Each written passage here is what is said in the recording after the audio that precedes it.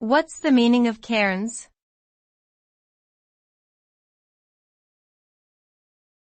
Cairns.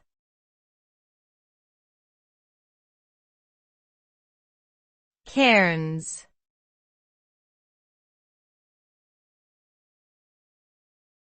Cairns.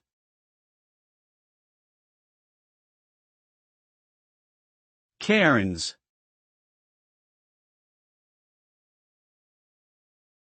Cairns refers to a city located in the north of Queensland, Australia.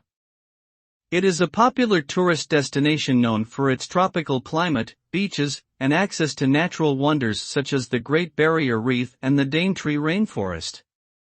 The name Cairns comes from the name of the then Governor of Queensland, Sir William Wellington Cairns.